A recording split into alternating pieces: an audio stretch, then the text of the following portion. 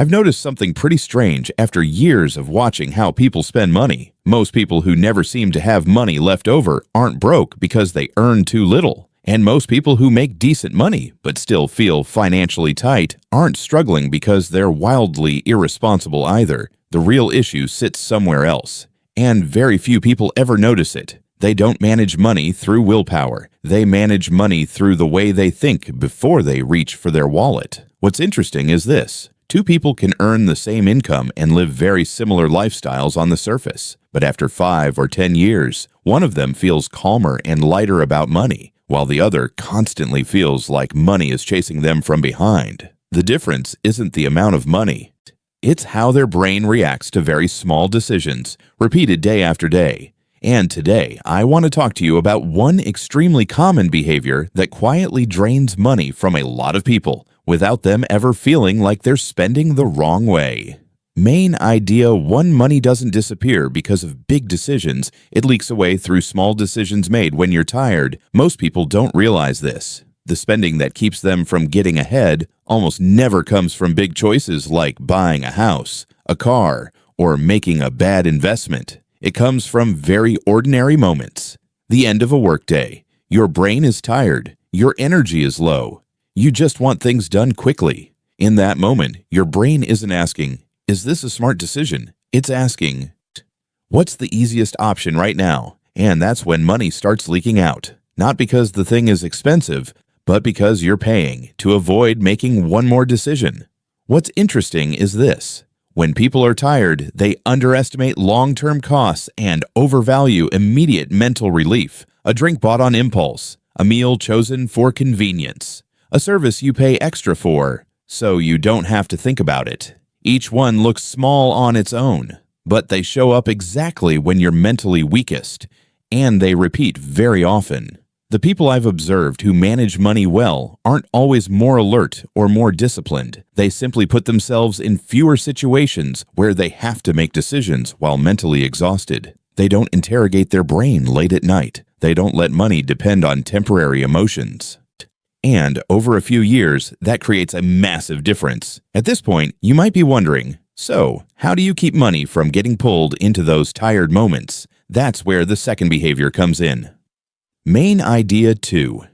People who keep money don't have better self-control. They design their environment so they don't need it. I realized something that initially felt a bit counterintuitive. People who are good with money aren't constantly telling themselves, "Stop spending.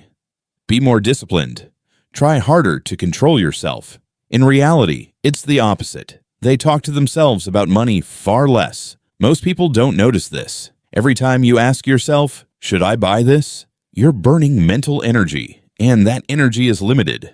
People who struggle with spending usually live in an environment where everything is easy to buy. Every decision requires thought, and there are no clear boundaries around money. The result? The brain is working nonstop, and when it gets tired, it takes the easiest path. People who keep money do something very different. They set boundaries in advance, while their mind is still clear. For example, this money is off limits, no debate. That money can be used freely, no thinking required. Certain things are decided ahead of time, yes or no, allowed or not. What's interesting is this. Once boundaries exist, willpower barely matters. They don't fight temptation. They simply don't give it many chances to show up. Their money isn't protected by toughness, but by simplicity. Fewer decisions, fewer gray areas, fewer moments of self-negotiation.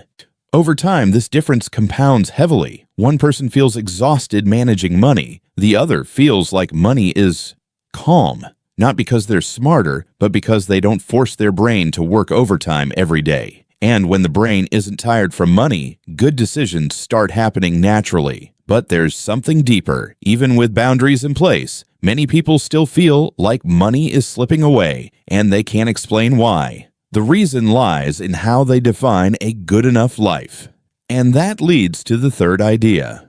Main idea 3. Many people don't spend money to live better. They spend to feel like everything is okay. What's interesting is that when you ask people why they spend the way they do, very few say, "I want to get rich fast," or "I want to beat other people." The answers are usually, "I'm tired," I want life to feel easier. I just want to feel like things are okay.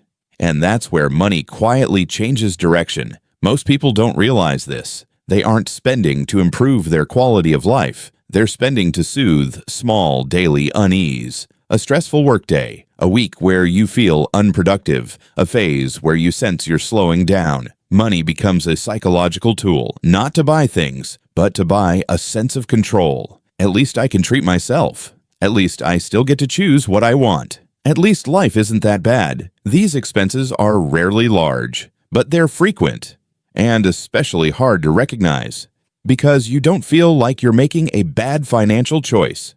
You feel like you're taking care of yourself. The people I've observed who manage money well aren't people who never reward themselves. They're just very clear about one thing. They clearly separate spending to genuinely improve life from spending to regulate emotions. They understand this. If emotions are the real issue, money should be a secondary tool, not the main solution. When money is used too often to patch emotional discomfort, it slowly loses its ability to protect your future. You're still living normally, not deprived, not drowning in debt. But money doesn't accumulate, and you keep thinking, I make decent money, so why does nothing stick? The truth is, your money is doing a job it was never meant to do, and changing that only requires a very small shift in how you look at money day to day.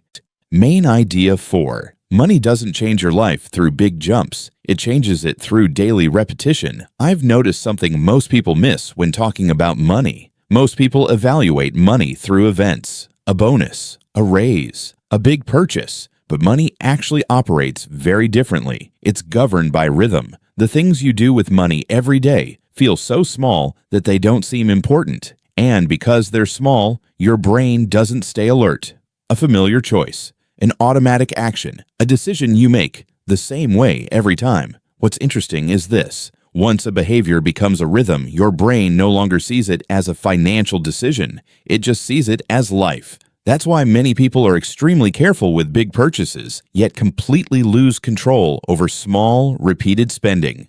They negotiate hard on expensive items, but never look at the expenses that repeat daily or weekly. People with healthy financial behavior don't try to get every decision right. They rely on a few stable rhythms, a familiar spending rhythm, an automatic saving rhythm, a calm rhythm of reviewing money. These rhythms don't require motivation. They exist even when you're tired, busy, or bored. After a few years, they create a very specific feeling. You don't think about money much, but money seems to be on your side. Not because you did anything dramatic, but because every day you avoided doing small things wrong. And when the rhythm is stable, money becomes a tool that supports life, instead of something that constantly occupies your mind. But to build that rhythm, one final shift is needed, a shift that has nothing to do with numbers and everything to do with the expectations you place on yourself. Main idea 5. People with healthy money habits don't expect perfection, they just don't allow mistakes to repeat endlessly. I've noticed a very common trait among people who feel mentally lighter about money. They don't set high expectations for themselves. They don't say, from this month on, I'll spend perfectly. I'll never waste money again. I have to get everything right. Instead, they assume this. There will be days they're tired. There will be emotional spending. There will be imperfect decisions. They just don't let it happen continuously. Most people don't realize this. Money doesn't collapse because of one mistake. It collapses because of repeated mistakes made in a state of resignation. When you start thinking, whatever, I'm just bad with money. There's no point trying. I'll never have anything left anyway. That's when money stops being managed. It just drifts. People with wealthy behavior are different. They don't punish themselves for long. They don't overanalyze. They return to their normal rhythm as quickly as possible. Off rhythm today, back on track tomorrow. Spent more this week, no tightening. Just return to normal next week. What's interesting is this. That calmness is what actually protects money. No tension, no self-punishment, no need to feel better than you are. Money is kept not because you're perfect, but because you don't allow disorder to last. After years of observing behavior, I believe this. Wealthy behavior isn't smarter behavior. It's behavior that makes life less difficult for yourself. Fewer decisions when tired. less money spent fixing emotions, lower, more realistic expectations of yourself, and stable rhythms repeated long enough. If you've ever felt, "I earn okay money, but it never stays," the issue may not be income. It may be how you treat yourself in very small moments throughout the day. If these ideas feel familiar in your own life, try choosing just one small point from today's video and observe your behavior for 1 week. No big changes needed, just clearer awareness. If you want to keep exploring the psychology of money, wealthy behavior, and ways to make money feel less mentally exhausting, please like this video and subscribe to the channel so you don't miss what's coming next. Thank you for watching all the way through. I'll see you in the next video.